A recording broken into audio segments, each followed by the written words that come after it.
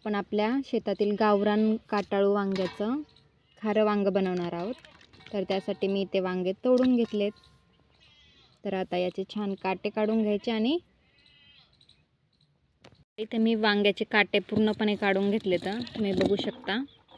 तर आता हे वांगे आपल्याला असे मध्यभागी कट करायचे।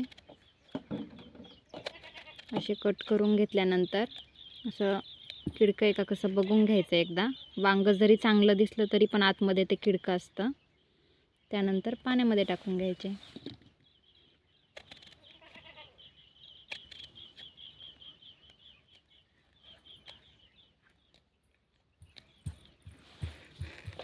मसाला भरण्यासाठी इथे मी शेंगदाणे भाजून घेतलेत, सोबतच लसूण, हिरवी मिरची आणि जिरे, कोथिंबीर।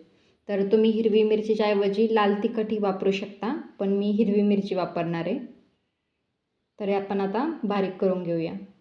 चवीनुसार आपण आता याच्यामध्ये थोडीशी हळद आणि 2 चमचे मीठ घालणार आहोत।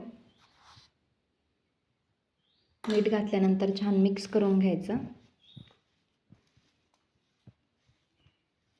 हिरवी मिरची असल्यामुळे याच्यामध्ये पाणी टाकायची गरज नाही आहे। जर सुक्का मसाला झाला तर थोडंसं पाणी ॲड करू शकता, म्हणजे आपला मसाला वांग्यामध्ये भरल्यानंतर बाहेर येत नाही। आपण वांग्यामध्ये मसाला भरून घेऊया। छान या पद्धतीने असा मसाला भरून घ्यायचा।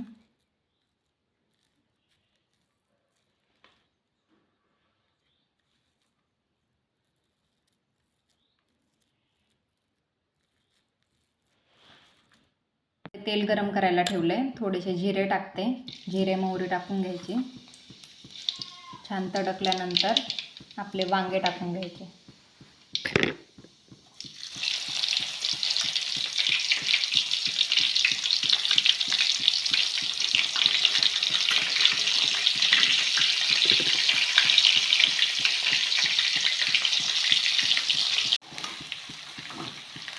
मिक्स करून घेऊ आपण तेलामध्ये।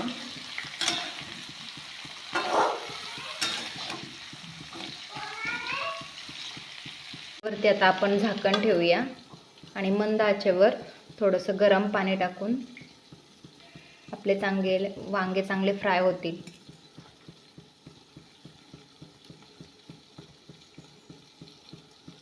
मधून आपलं वांग पण छान मिक्स करून घ्यायचं। याच्यामध्ये पाणी नाही टाकायचं, फक्त झाकणामध्ये मी पाणी ठेवले, त्याची वाफच त्याच्यातच शिजणार वांगे आपले।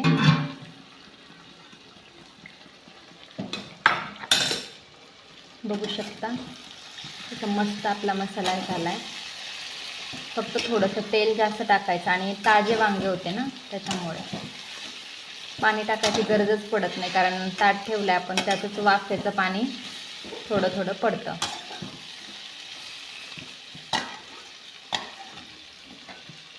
एक 5 मिनिटं अजून मी शिजून देते।